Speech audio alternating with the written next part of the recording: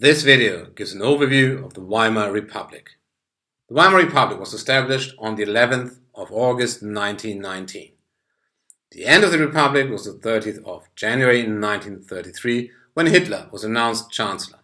The two presidents of the Weimar Republic were the Social Democrat Friedrich Ebert and the Conservative Paul von Hindenburg. It was the time of the First World War, and by 1918 the situation for Germany was not great. Pressure on the Western Front and a really critical supply situation at home. Against this background, the sailors in Kiel staged a revolt. This revolt spread to the larger cities and the November Revolution was on. In this chaos, Scheidemann, a Social Democrat, proclaimed the Republic on the 9th of November 1918. 2 days later, the hostilities of the First World War ended. In the years 1918-1919, Germany managed to transform from an empire to the Weimar Republic. But there were riots and there were civil war-like conditions. Anyway, there was the general election of the National Convention, and in between, the German delegation signed the Treaty of Versailles, which should become a major problem for the young republic. As mentioned, on the 11th of August 1919, the Republic was established. The National Convention passed the Weimar Constitution. The first years were years of crisis. There was a stab in the back legend. The so-called November criminals, the democratic revolutionaries in Berlin, should have betrayed the undefeated German army. The Versailles Treaty was regarded as humiliation because of the high reparations, the loss of territory, limitations to the forces, and the sole liability of Germany for the war. As mentioned before, there were civil war-like conditions, and there was economic hardship accompanied by high public debts, inflation, and unemployment.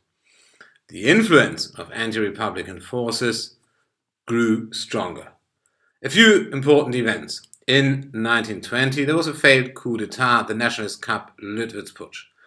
This coup failed, amongst other reasons, because there was a leftist uprising in the west of Germany, the Ruhr uprising. This had to be crushed also by the regular army and the Free Corps. Germany then could make a first step to break the diplomatic isolation.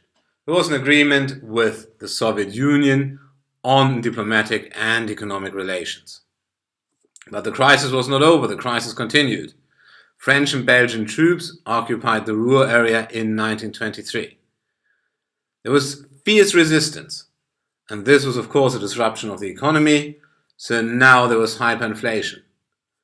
The government supported the resistance in the Ruhr area, but at some point they had to say, we're out of money, this thing is over. In this context, you have to see the Hitler-Ludendorff putsch, the Bierhall putsch. Hitler and Ludendorff tried to stage a coup d'etat in Munich, but they failed.